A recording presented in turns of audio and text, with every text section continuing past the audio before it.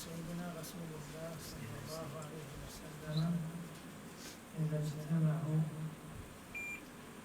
فأرادوا أن يفترقوا قرأوا قول الله سبحانه وتعالى العصر إن الإنسان لفي خسر إلا الذين آمنوا وعملوا الصالحات وتواصوا بالحق وتواصوا بالصبر. التواصي بالحق والتواصي بالصبر هذا شأن عباد الله الصالحين. النبي عليه الصلاة والسلام يقول لنا إن من ورائكم أيام الصبر، إن من ورائكم أيام الصبر القادر فيها على دينه كالقادر على الجمر، أن هناك شدائد ستحل بالمسلمين. أما سيدنا رسول الله صلى الله عليه وسلم الذي يحافظ فيها على دينه عليه أن يصبر، صبرا عظيما. النبي عليه الصلاة والسلام حين يبين لنا عظم هذه الأهوال فلا تكونوا كالذي يقدم على الجمع على ذلك العابة، أشياء عظيمة جدا جدا جدا.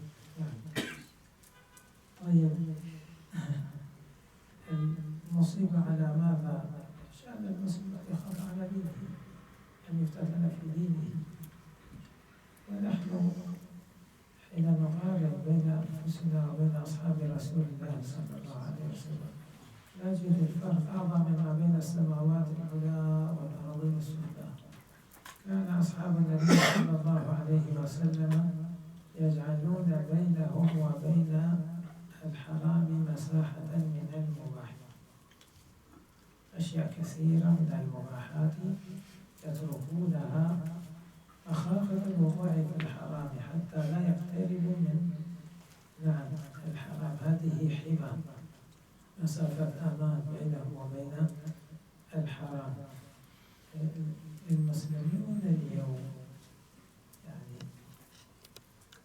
صاروا كما قال سيدنا إبراهيم بن أدهم رضي الله عنه ورقع ذبانا بتبجيح ديننا فلا دين لا يبقى إلا ما نرقع. هذه سنة إلهية، الذي يضحي بدينه ويكسر فيه من أجل الدنيا خسر الدنيا وخسر الآخرة كذلك. ومن عجيب ما نرى اليوم من حال المسلمين تقصيرهم العظيم أنهم يفعلون أشياء عجيبة لا تكاد تصدق. سمعنا في هذه الأيام شيئا لا أدري هل هو دقيق أو صدق أو لا، سمعته كثيرا أنه وجد شيء من آثار الذهب وكذا في الفرات. الناس هذا أنا لا أنويها على أنها صدق، لكن قيل. وزيد على ذلك أن الناس يبدو كثير ممن سمع هذا الكلام تشجع للبحث عنه. شوف إيش في ثروة في كذا، وهالمساكين هؤلاء ما سمعوا قول النبي عليه الصلاة والسلام حين تكلم عن الفرات وكيف أنه سيحسر عن جبل من ذهب. قال سيحسر عن جبل من ذهب وفتان هكذا. ثم قال عليه الصلاة والسلام فمن أدركه فلا يأخذ منه شيء. النبي عليه الصلاة والسلام يقول من أدركه فلا يأخذ منه شيئا فإنما هو فتنة تكون لهم مقتلى ويقتل من كل 199، كل واحد يقول لعلي أكون أنا الناجي أو كما قال عليه الصلاة والسلام. شوف العياذ بالله تعالى النبي عليه الصلاة والسلام يبين لنا عظم هذه الفتنة. وين هذا الفرات يمتد على مسافة طويلة. أين سيحسر؟ الله سبحانه وتعالى أعلم. متى سيحسر؟ الله سبحانه وتعالى أعلم. لكن عندنا يقين أنه سيحسر عن جبل وعن فتان، عن جبل من ذهب. هذا الذهب الأصغر ما حدا يولو على شيء، لأن علماء قالوا يحمل اللفظ على حقيقته ما دام معقول الحقيقة جبل يعني جبل. إيش معنى جبل في اللغة العربية؟ يعني جبل. ذهب، إيش معنى ذهب؟ يعني ذهب. هذا الذهب الأصفر الذي يحبه الناس ويتعشقونه. هكذا سيكون. لكن النبي عليه الصلاة والسلام ما ذكر هذا من أجل أن الناس والعياذ بالله يتكالب على الذهب، من أجل أن يحذرنا. ومتى سيكون هذا؟ سيكون بعد فتن، بعد أشياء عظيمة، بعضها يمهد لبعض. يكون في جوع، يكون في فقر، يكون في كذا، والناس في هذه الحالة ينحسر هذا الاختبار الصعب. نعم، من الذي يثبت فيه؟ الذي يخاف على دينه، والذي يقرأ أحاديث النبي عليه الصلاة والسلام التي تحذر من الفتن ويحرص أن يفهمها على وجهها، مو كما يحدث له العلماء الراسخين الربانيين. إيش فسروا هذا الكلام؟ افهمه حتى تعرف كيف تعمل. والعلم وحده لا يكفي، العلم وحده لا يكفي. الذي يعصم الإنسان قوة صلته بالله سبحانه وتعالى. لما تجي الشدة وبيجي الفقر ويأتي الجوع ويأتي كذا، وتظهر فتنة من هذه الفتن والناس يتكالبون عليها. المرأة في البيت تقول لك الناس ذهبوا لهذه الغنائم وانت جالس في البيت، عجبك الفقر هذا، خلينا نموت من الجوع، خلينا كذا.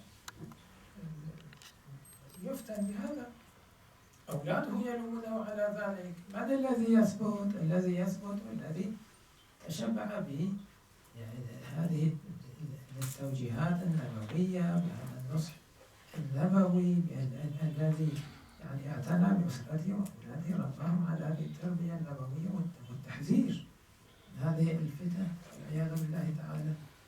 الإنسان ينبغي أن يجعل بينه وبين هذه الفتن وقاية شديدة.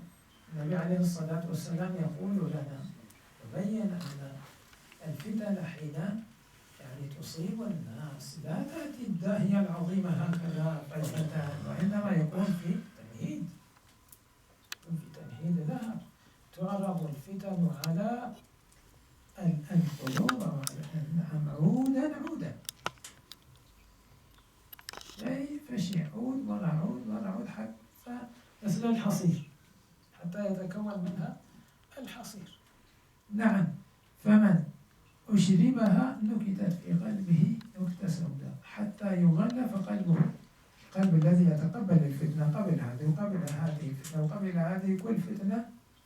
نعم، يعني تجعل لها أثر في قلبه من السواد، نقطة سوداء هكذا، إلى والعياذ بالله تعالى أن يتغلف قلبه بالسواد، فيصبح كما قال عليه الصلاة والسلام لا يعرف معروفا ولا ينكر منكرا إلا ما أشرب قلبه من الهوى، كالكوز مجخيا، يصير والعياذ بالله تعالى يعني القلب مثل الكوز الذي نكس، صار الفم الفتحة هذه الفم من أسفل، مهما رميت به الماء ما كان فيه شيء،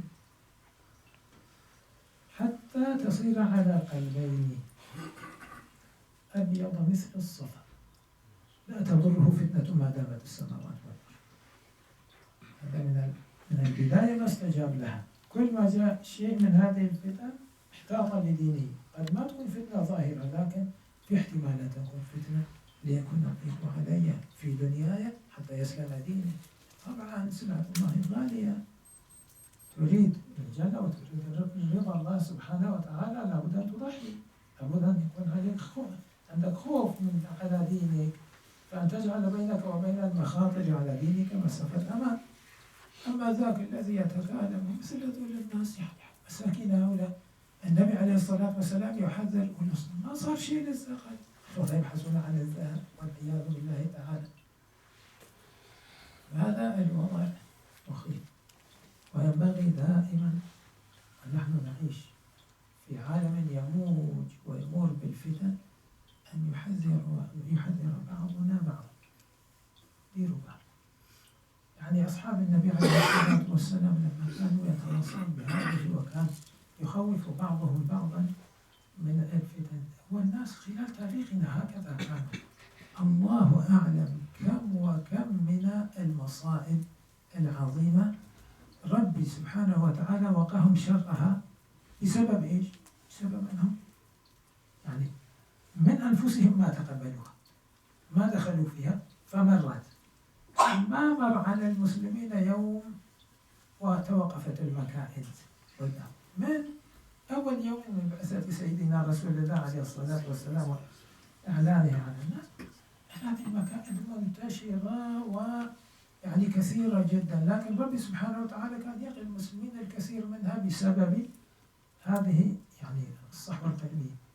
هم كانوا حريصين على سلامة دينهم، وكانوا لا يقتحمون شيئا إلا على بصيرة، ما يخطو خطوة إلا ما يعرف هذا له خطر على ديني ولا لا. بهذا الشكل يسلم من المكائد. أما الذي يتكالب هكذا من دون ما يسأل وحريص على الدنيا، ما أسهل أن ترمى له شيء من الفتات حتى يدخل فيها والعياذ بالله، وكل المكائد تجوز عليهم والعياذ بالله تعالى. الناس الذين كانوا يتعاملون بهذه العقلانية مع المستجدات، هؤلاء الذين نشروا هذا الدين، وكانت عليهم الفتوحات والبطولات، الفتوحات العلمية، نعم، وهم الذين نشروا هذا الدين وهذه البركة في العالم. فنسأل الله عز وجل أن يعصمنا من الفتن ما ظهر منها وما بطن، ويجعلنا ممن يفرون إليه، يفروا إلى الله. الفرار يكون إلى الله مهما كانت الفتن عظيمة. الركن الذي نهوي إليه ركن شديد، نحن نفر إلى الله عز وجل، وقدرة الله عز وجل فوق كل قدر. لو اجتمع كل أشرار الدنيا على أن يمسوا المسلم الصادق، يعني قد يصيبوه بشيء من الأذى، لكن يسلم له دينه، والعاقبة ستكون كما قال الله عز وجل: والعاقبة للتقوى، العاقبة للمتقين. بإذن الله حياة شريفة وموت صالح وخاتمة حسنى، والحمد لله رب العالمين، وصلى الله على سيدنا محمد وعلى آله وصحبه أجمعين.